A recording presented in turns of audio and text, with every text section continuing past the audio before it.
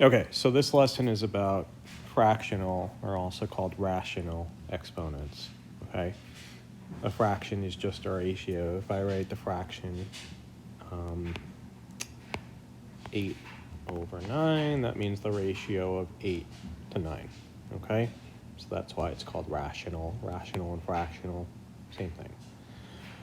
Okay, so what we want to begin talking about is we're going to see rational exponents are directly connected to the roots of a number. Okay, so if we go back to what we know about roots of a number so far, you looked at square roots. So you know the square root of 25 is 5 because 5 squared is 25. Okay. Same thing, square root of 36 equals 6 because 6 squared is equal to 36. Okay, so when you learn square roots, you just wrote the square root like this. What's assumed to be in the square root is called the index of the square root. There's assumed to be a 2 over here, not in front of the square root, but in the corner. That's called the index of the square root of the root, okay? This means find two numbers that when you square it, find a number that when you square it gives you 36. That's why 6 squared is 36, so therefore 6 is the square root of 36, okay? So this is about square roots.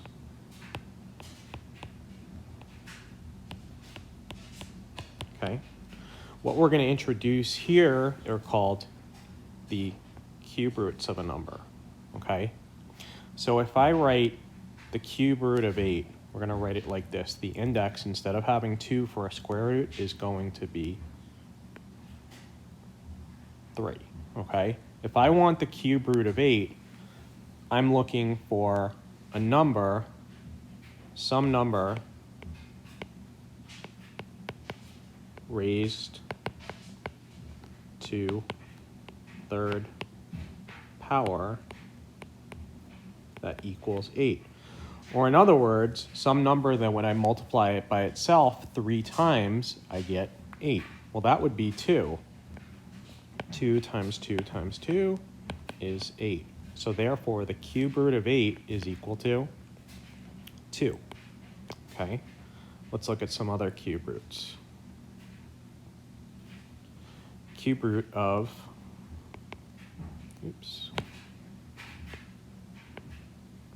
64, okay? We're looking for some number that when we multiply it by itself 3 times, we get 64. Well, that's going to be 4, because 4 times 4 times 4, or 4 cubed, is equal to 64, okay?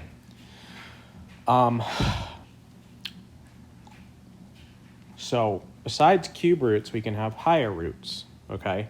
Like fourth roots, fifth roots. An example of a fourth root would be the fourth root of 16, okay?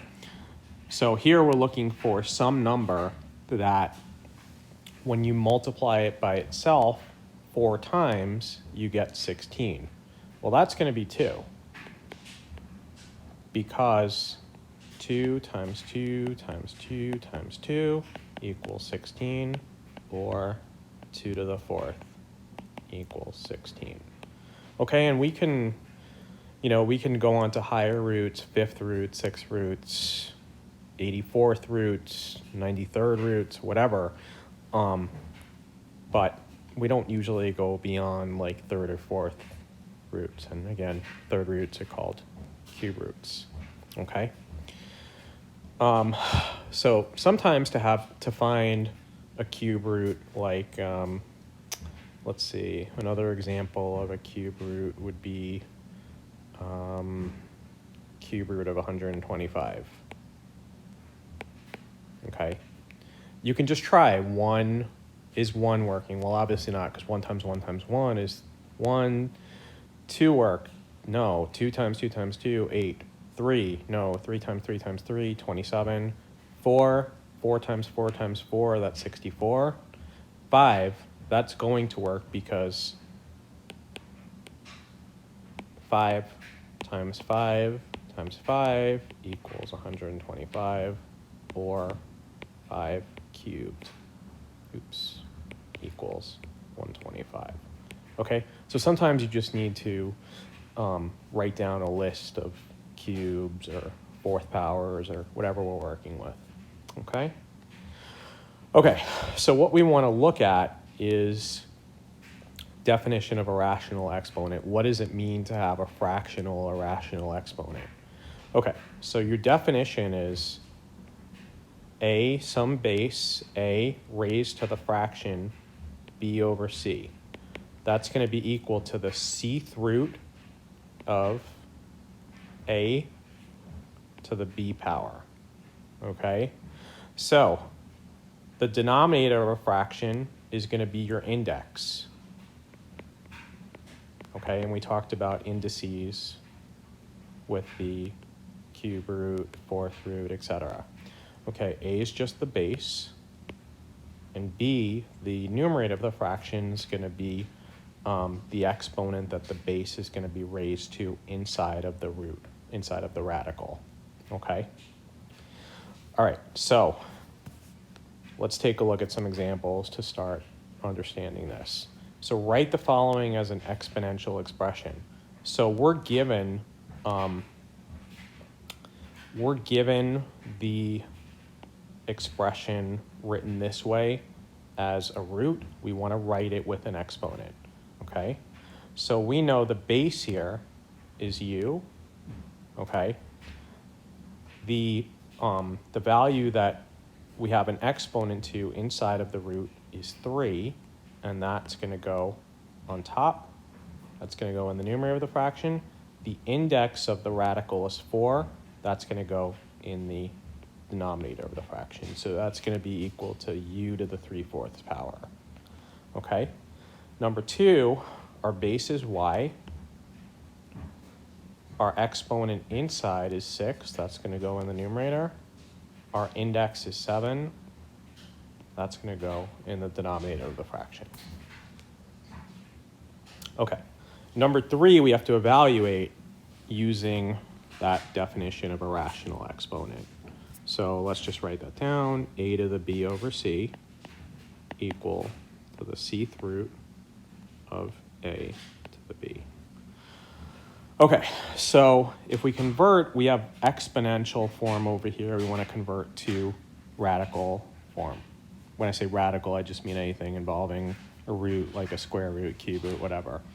Okay, so 81 to the 1/4 is going to be the fourth root of 81 to the first power, which of course is just going to be the fourth root of 81. So we're searching for one number that we multiply it by itself 4 times is going to give me 81. So if you make a chart, 1 times 1 times 1 times 1, certainly not equal to 81. 2 times 2 times 2 times 2, 4, 8, 16. Okay, which doesn't work. 3 times 3 times 3 times 3. Guess what? That's 81. Okay, so this is going to be 3. All right, so the bottom part, 8 to the 1/3, that's going to be the cube root of 8 to the first power, which is just the cube root of 8, which we know from the above is 2, because 2 times 2 times 2 is equal to 8. All right, number 4, 16 to the power of 5/4. Okay, so if we apply our definition of the rational exponents, that's going to be the fourth root of 16 to the 5th power. Okay, so this is going to come out to a larger number. So we take 16 to the 5th power. You're going to need a calculator for that. Let me grab mine. Okay, so 16 times 16 times 16 times 16 times 16 is big number. The 4th root of 1,048,576. Well, this isn't going to be very nice to think of a number that when you multiply it by itself 4 times is going to come out to 1,048,000 whatever. So another way we can do this, we can find the 4th root of 16, which is easy enough, and then raise that whole thing to the 5th power. This is equivalent to this, where the exponent's inside versus putting it outside.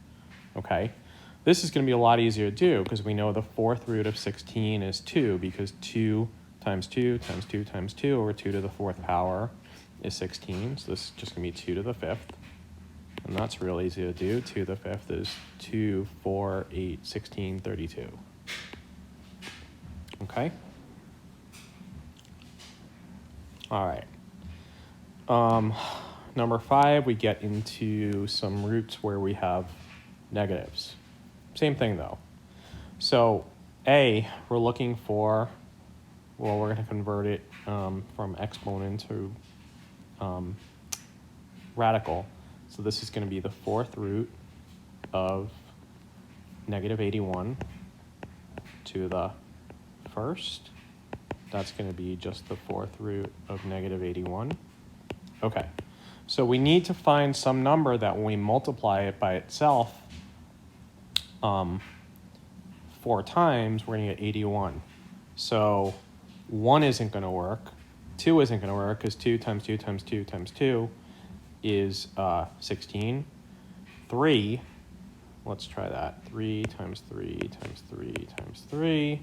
So 9, 27, 81. Okay, but we want a negative 81. So let's try negative 3 times negative 3 times negative 3 times negative 3. So that's 9, negative 27 times negative 3. We still get 81. Okay. So regardless of whether we make the signs positive or negative, we're never going to get out negative 81. So the 4th root of negative 81 is not a real number. We're going to call it a narn, okay? Not a real number.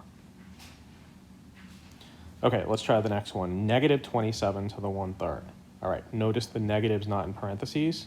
So first we're going to do this part with 27 to the 1/3 power. At the end, we'll just stick a negative in front of our answer. Okay, so this is going to be negative parentheses cube root 27 to the 1st, which is just going to be negative parentheses cube root of 27. Okay, the cube root of 27 is 3 because 3 times 3 times 3, or 3 to the 3rd power, is 27. So this is going to be negative 3 for our answer. Okay, number 6, more of those with a negative. So we have the negative 49 in parentheses to the power of a half. So this is going to be the square root of negative 49 to the 1st, which is just going to be the square root of negative 49.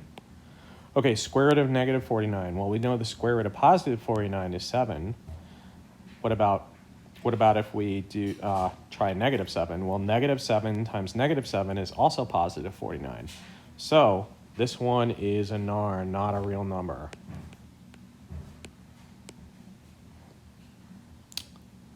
All right, last one, negative 27 to the 1/3 power. That's going to be the cube root of negative 27 to the 1st.